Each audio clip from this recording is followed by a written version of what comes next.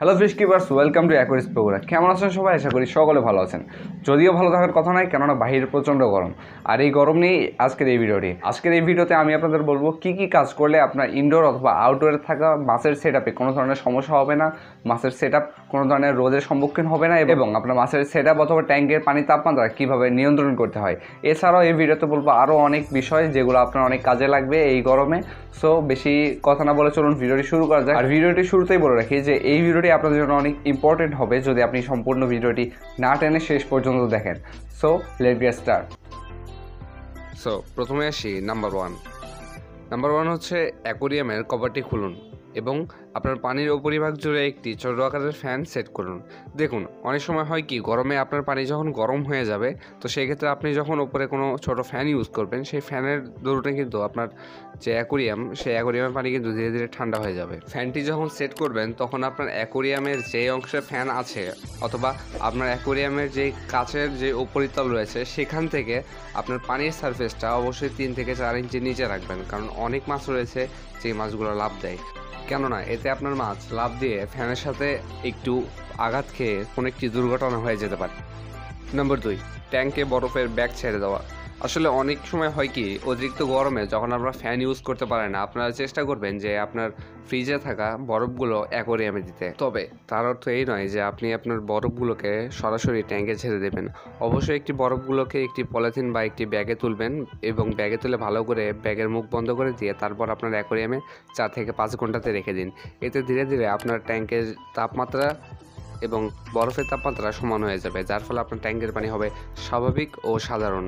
আর যদি আপনি সরাসরি বরফ দেন, তাহলে এই ক্ষেত্রে বরফে থাকা বিভিন্ন ধরনের ব্যাকটেরিয়া কিন্তু আপনার ট্যাঙ্ককে দূষিত করতে পারে। সো বরফ দেওয়ার আগে অবশ্যই তা পলিথিনে বেঁধে নিয়ে তারপর দিয়ে দিবেন। নাম্বার 3, হিটার অথবা মেটাল জাতীয় কোনো কিছু বর্জন করুন। দেখুন, অনেক সময় হয় কি, ট্যাঙ্কে যে হিটারগুলো থাকে, অনেক সময় আপনারা ভুল করে হিটার দিয়ে দেন। তো গরমে ভুলেও কেউ দিবেন না হিটার, এবং ট্যাঙ্কে মেটাল জাতীয় যেই সামগ্রীগুলো রয়েছে, লাইক মেটালের কোনো স্কেল বা মেটালের কোনো ধাতব বস্তু, সেগুলো যদি রাখেন, সেগুলো কিন্তু তাপ শোষণ ক্ষমতা অনেক বেশি। তো সেক্ষেত্রে কিন্তু তাপ শোষণ করে আপনার ট্যাঙ্কে তাপ বিকিরণ করতে কিন্তু তারা সক্ষম। তাই অবশ্যই ট্যাঙ্ক থেকে বা ট্যাঙ্কের মধ্যে থেকে কোনো ধরনের মেটালের কোনো কিছু রাখবেন না। নাম্বার 4, লাইট সীমিত করা। অনেকেই আছেন যারা প্ল্যান্টের ট্যাঙ্কে বা এমনি নর্মাল ট্যাঙ্কে অনেকক্ষণ ঘন্টার পর ঘন্টা ট্যাঙ্কে লাইট জ্বালিয়ে রাখেন। সো আপনারা জানেন যে লাইট কিন্তু প্রচুর পরিমাণে তাপ বিকিরণ করে। সো চেষ্টা করবেন যে 4 থেকে 5 ঘন্টার বেশি লাইট না দিয়ে রাখার।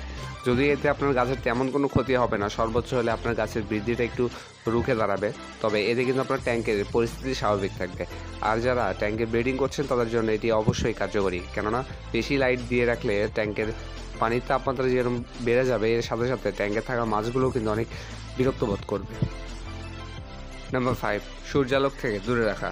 আপনার অ্যাকোরিয়াম বা আপনার সেট আপ যদি জানালার কাছে থাকে অথবা এমন জায়গায় যেখানে সরাসরিভাবে সূর্যালোক পড়ে, তো সেই জায়গাগুলো থেকে অবশ্যই নিরাপদ স্থানে রাখবেন যেখানে সরাসরি সূর্যালোক পড়ে না, কারণ এতে কিন্তু আপনার ট্যাঙ্কের পানিগুলো অতিরিক্ত গরম হয়ে যাবে এবং অত্যধিক গরম হয়ে যাওয়ার ফলে এটি কিন্তু আপনাদের জন্য অনেক মারাত্মক হয়ে দাঁড়াবে। আপনার ঘরে যদি ট্যাঙ্ক থেকে থাকে, অবশ্যই আপনার ঘরের পর্দাগুলো সরিয়ে দিন যখন রোদ আসবে।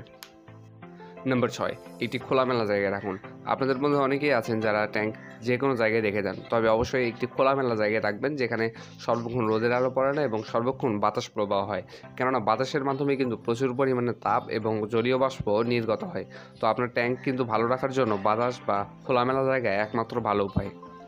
যাদের আউটডোরে মাছের সেট আপ রয়েছে, অবশ্যই আপনি চেষ্টা করবেন যে দিনের বেলা আপনার ট্যাঙ্কে অবশ্যই ঢেকে রাখার, কেননা ঢেকে রাখার ফলে কিন্তু আপনার ট্যাঙ্কে পর্যাপ্ত পরিমাণে রোদ পড়তে পারবে না, যার ফলে কিন্তু আপনার মাছের পানি খুব সহজে গরম হতে পারবে না। তার মানে এই নয় যে আপনি সম্পূর্ণ ঢেকে দিলে সেটি দেখতে অনেকটা গ্রিন হাউসের মতো হয়ে যাবে। তাই ঢেকে দেওয়ার পরে কিছু জায়গা অবশ্যই ফাঁকা রাখবেন যেখান থেকে কিছুটা হলেও বাতাস চলাচল করতে পারে। এতে আপনার পানির তাপমাত্রা যেমন কম থাকবে, তেমনই ভালো থাকবে আপনার মাছ। প্রাকৃতিক উপায়ে কি করে আপনার ট্যাঙ্কের পানির তাপমাত্রা নিয়ন্ত্রণ করতে পারেন, তার জন্য সবথেকে ভালো হয় প্ল্যান্টে বেশি বেশি করে অ্যাকোয়া প্ল্যান্ট দেওয়া। কেননা আপনার ট্যাঙ্কে যখন বেশি বেশি করে অ্যাকোয়া প্ল্যান্ট দেবেন, সেই অ্যাকোয়া প্ল্যান্টের জন্য কিন্তু আপনার পানি থাকবে অনেক ঠান্ডা, এবং অ্যাকোয়া প্ল্যান্টে যখন অতিরিক্ত পরিমাণে CO2 জন্মাবে, সেই CO2গুলোকে নির্গমন করার জন্য কিন্তু অ্যাকোয়া প্ল্যান্টই যথেষ্ট।